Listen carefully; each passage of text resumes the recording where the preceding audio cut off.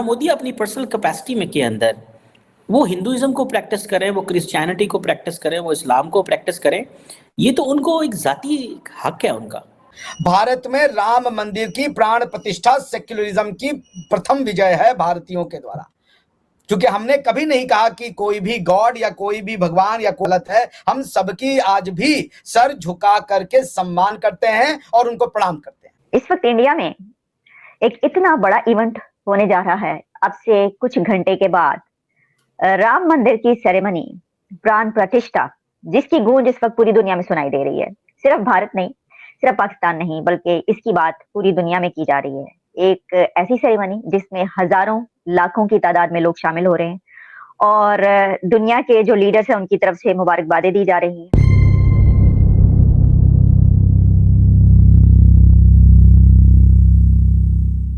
नमस्कार दोस्तों, अयोध्या में बन रहे राम मंदिर के लिए पूरे देश में धूम मची हुई है। 22 जनवरी को राम मंदिर का उद्घाटन होना है।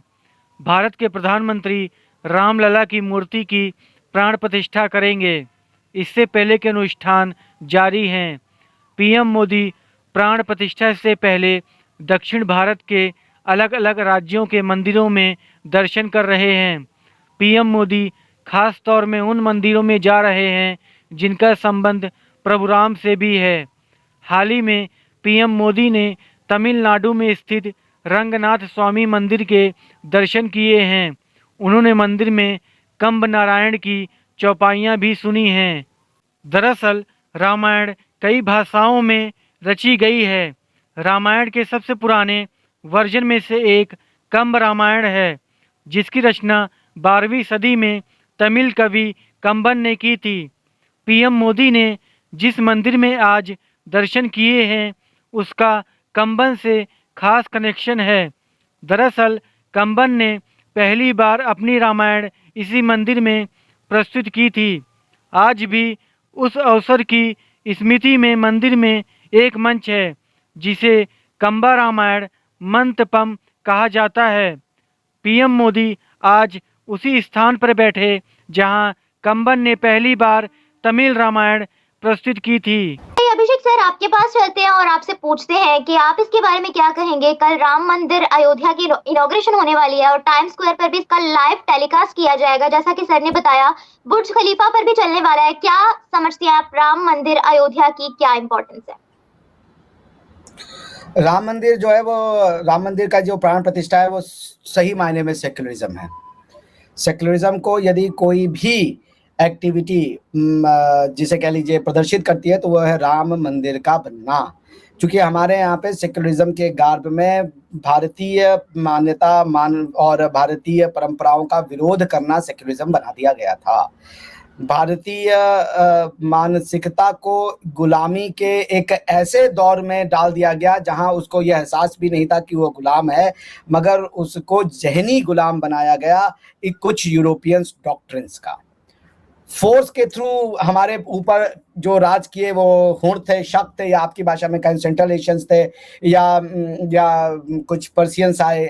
आइकेनोक्लाज्म कहते हैं, एक थ्योरी आई आज से 2-3 हजार साल पहले जिसको कहते हैं आइकेनोक्लाज्म इन इंग्लिश।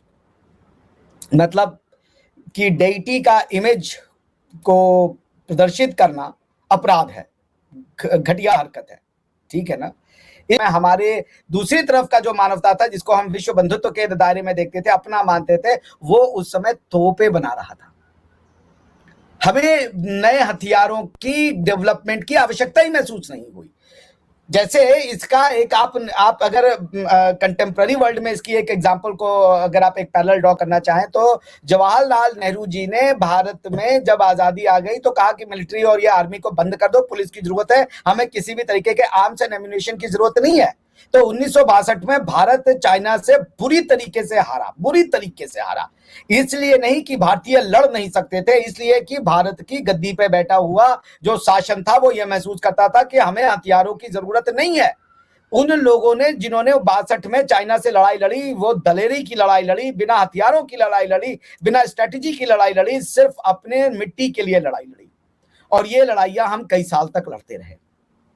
क्योंकि जब दुनिया तोपे लेके आ रही थी बाबर के सामने, जो अयोध्या में उसने मंदिर तोड़ा, वो इसलिए नहीं तोड़ा कि वो बड़ा शक्तिशाली था, उसके लड़ने के लिए कई लोग सामने खड़े थे, मगर उसके पास तोपे थी और जो लड़ रहे थे वो चाकू तलवार और भाले से लड़ रहे थे। अब होगा क्या?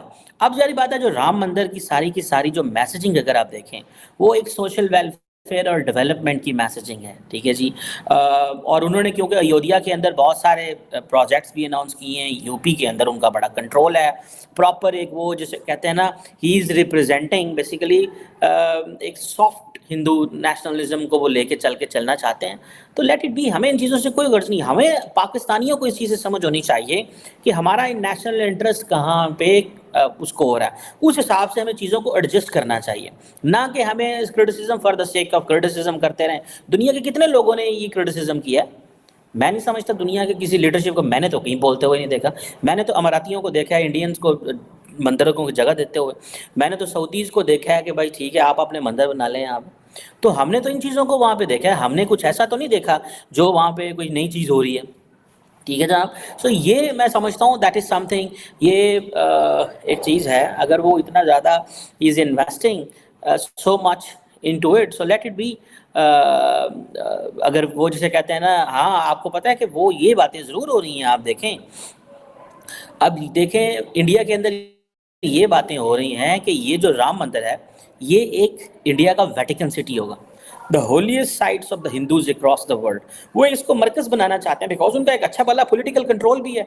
अब होता क्या है, नॉर्मली जब आपका पॉलिटिकल कंट्रोल होता है, then it get mix with the religion, then the society accepts it, then there is an economic growth as well, economic development भी हो रही होती है। तो बहुत सारी चीज़ें इकट्ठी मिल जाती हैं। देखिए इनमें से कोई एक इंडिकेटर, हाँ इसमें सोसाइटियल जो चैलेंजेस वो ज़रूर इमर्ज होंगे, बिकॉज एक मेजॉरिटेरियन पर्सपेक्टिव मुल्क के अंदर आ जाता है। बट द क्वेश्चन रिमेन्स कि अब अगर वो उसको वेटिकन सिटी बनाना चाहते हैं, they consider that this is the holiest city, ठीक है जी, जिसे वो कहते हैं ना, तो देन लेट इट बी, उनको करने दें। इसमें हमें इन चीज़ों से कोई इतराज़ नहीं होना चाहिए। हाँ जारी बात है, वहाँ पे बैठे हुए जो मुसलमान हैं उनको एक चीज़ का एतराज़ था मस्जिद के हवाले से जी, कि आपने 500 साल पुराने, ठीक है जी, ये बाबरी मस्जिद जो है उसको डिमोलिश किया है।